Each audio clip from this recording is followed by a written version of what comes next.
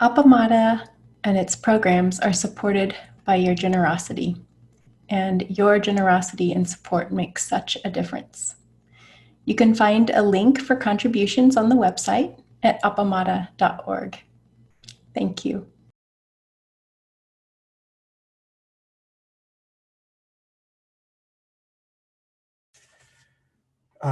So I have a talk which actually consists of some readings from this wonderful book, which it's hard to see, but it's called, I don't know if it's legible. No, is it backwards? Well, I'll read it. It's called Landscapes of Wonder. It's an extended prose poem about meditating and about meeting life from a Theravadan tradition, from the tradition, well, the Theravadan tradition. Is the author's name is Bhikkhu Jnana Sobano, and he appears to be American. I'm not sure.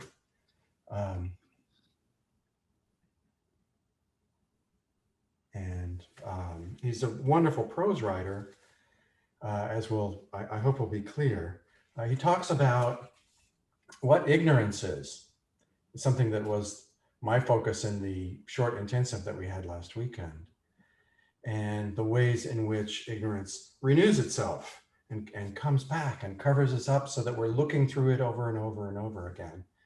And he gives a very succinct definition of what constitutes ignorance, and that is simply ignorance that all experience, everything that we participate in, is marked by the three marks of existence: impermanence, dukkha, and, gosh, what's the third one? I'm looking at these pictures and I'm forgetting.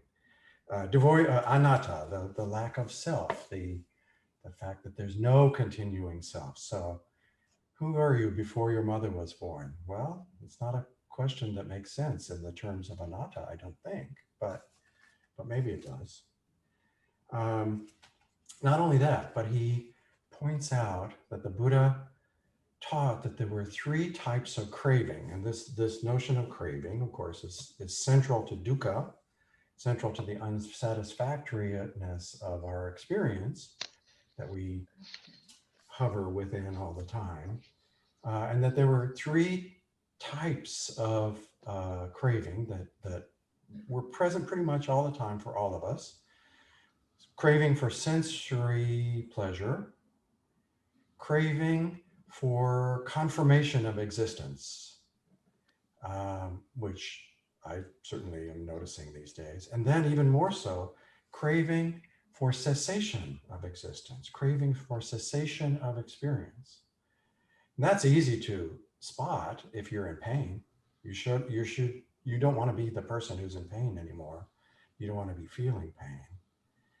And the way these things fold together is part of what I think is, our ancient twisted karma. That it's when we say that the repentances on weekday mornings, we don't say, I repent being such a bad person. Boy, if God was just, he would send me to hell forever. We say, all my ancient twisted karma, I now fully avow. All my ancient twisted karma from beginningless greed, hate, and delusion, or greed, grasping, aversion, and ignorance. We are just situated in those, and we can beat ourselves up about them or not. But there's something within Buddhism which indicates that it's better not to do so.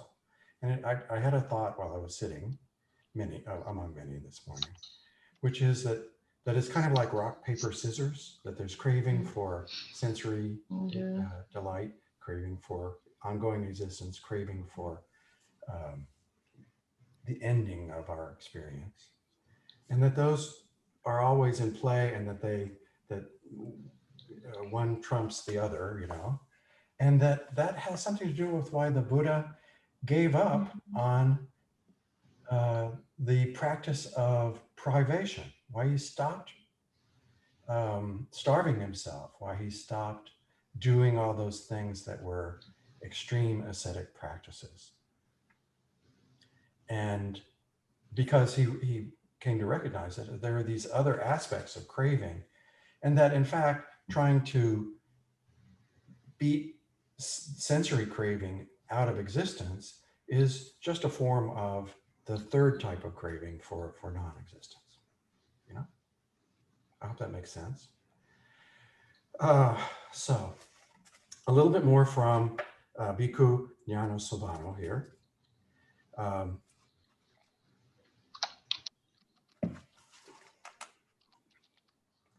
see, I've already covered that part, sorry.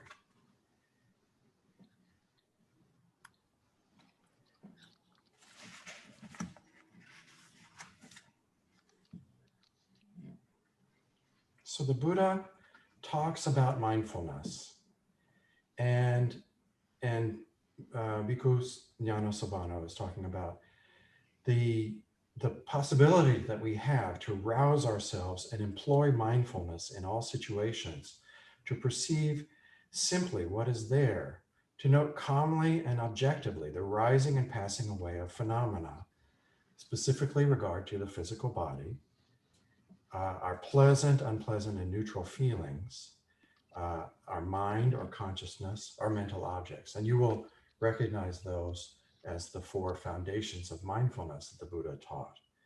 And the author says, the Buddha pointed out these four bases of understanding or foundations of mindfulness as supremely important. This path, namely the four foundations of mindfulness, is a path that goes in one way only: to the purification of creatures, to the surmounting of sorrow and lamentation, to the disappearance of pain and grief, to the attainment of the true goal, to the realization of nibbana, deliverance, awakening. Body, feelings, mind, and mental objects are always present, always available for inspection. So meditation can proceed whenever we set mindfulness to work on them. Mindfulness breaks down experience from great choking lumps to manageable bits. What we take to be solid objects and cohesive events turn out, under the light of mindfulness, to be dependent compounds of changing phenomena, all without intrinsic essence or stability. A great many problems and misfortunes, therefore, may be alleviated by quietly paying attention to the elements that make them up. We need not soar off to the stars for fruitful truths.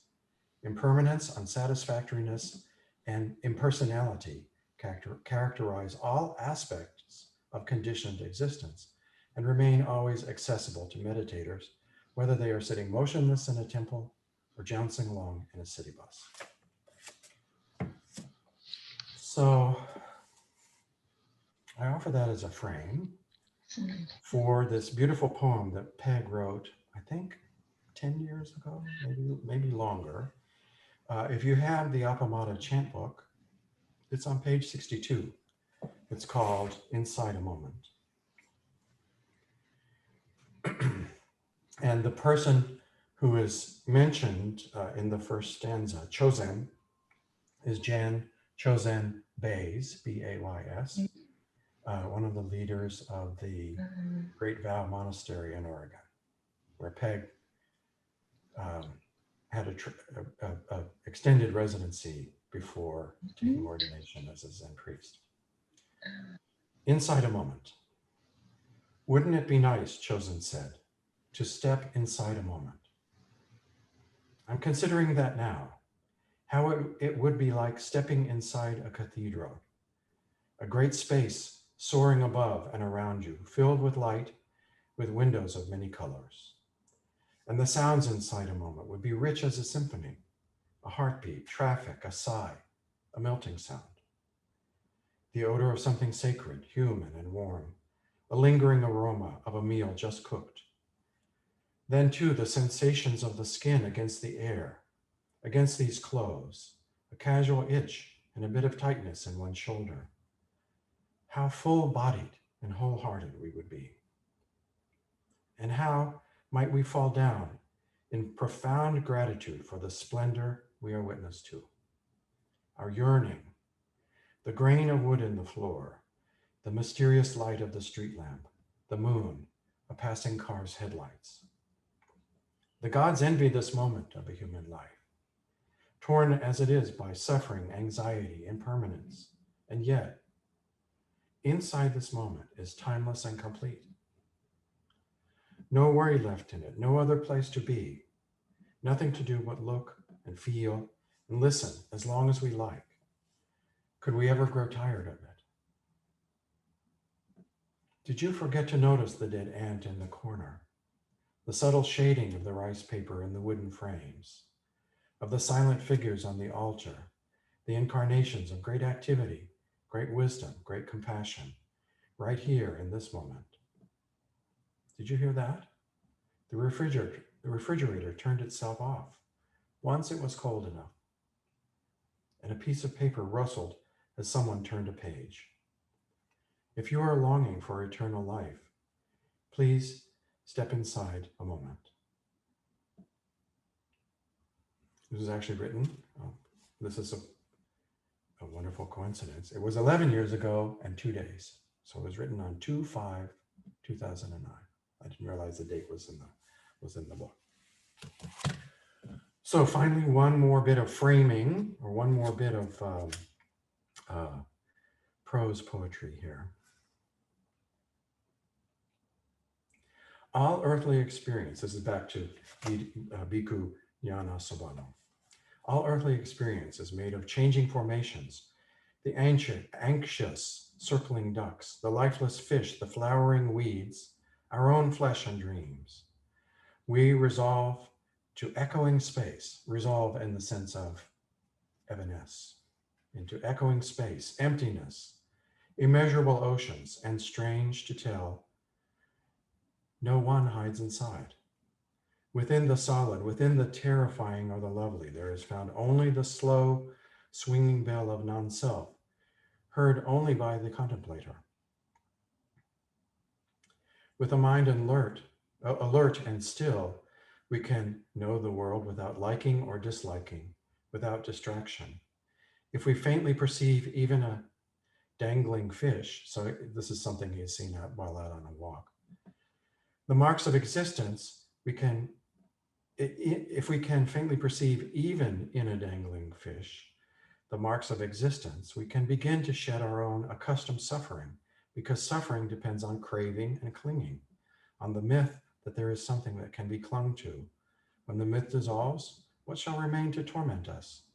Truly, our lives are temporary constructions, limited and conditioned by the law of change, and yet the more we realize this, the nearer we approach liberation. Pain arises from longing for a worldly permanence that does not exist, and if we experience this truth, we can begin to let go, diminish pain, and open the dimension of the timeless. Impermanence, unsatisfactoriness, non-self.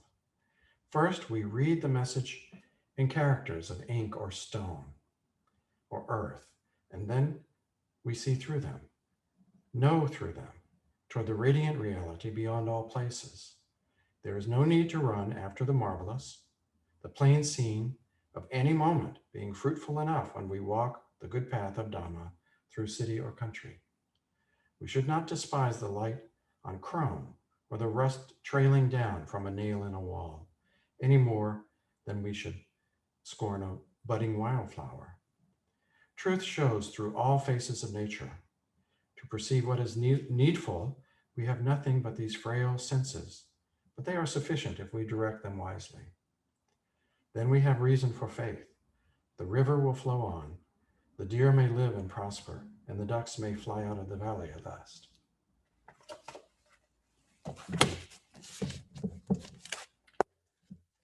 So if you have not had a chance to see this book, he is a wonderful prose stylist, and I love reading it. Darcy, one second. I also want to just point to something that I realized while I was sitting this morning, while contemplating the words that I just read, and that is, it has something to do also with Dogen's teachings about what Zazen is. That Zazen is not about effort. It's not about directing your will to do things, that in fact, Zazen is the unfolding of the universe as it goes on, and that by examining ourselves and just watching as thoughts come and go and feelings come and go, that we are giving ourselves in a ceremonial participation in that. And what occurred to me that was different this morning is that I mentioned before, those three types of craving, and the third type of craving, the one for non-existence, the one to avoid, the one to practice aversion, the one to get away from unpleasant feelings, and so on. I stew in that all the time. In case you haven't heard me mention that before, I would like to mention it right now. And what occurred to me this morning was simply that sitting still in an upright position, that part of me is also sitting zazen. That part of me that wants to get away is participating in the unfolding of the universe. It's a meta process for me. There's a part of me that wants to get away, and I want to get away from it, and I want to get away from that, and it's an endless chain. And yet, that's part of my life. And I think it's something that I share with a lot of people. And it is part of Zazen. It is sitting Zazen really more than the willful part of me that's trying to get me to not scratch my nose is sitting Zazen, So those are my thoughts. I know there was a lot of randomness in that. I hope you'll forgive that, but that it will lead to something to talk about. So it's now 10:27.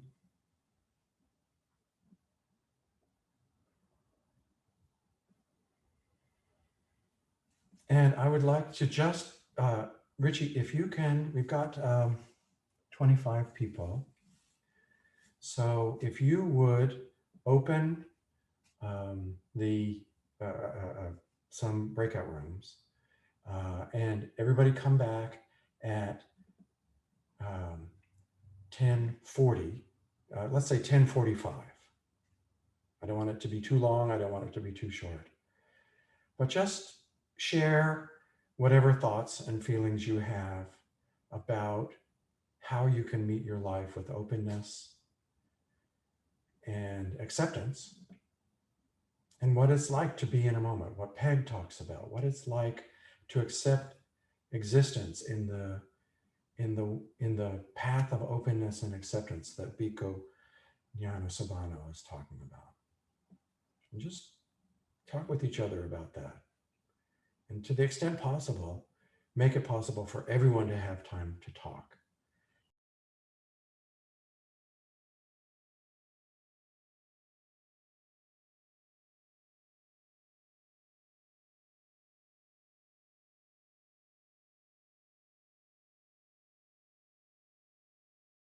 I was lucky to be in a room with Connie and Joan and Rosemarie, who shared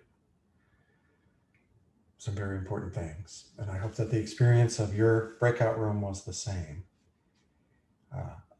And I'm confident that is true. Let's now have a service. I'm going to light some incense, and then we'll do some chants together and close the day, or close this part of the day for each other.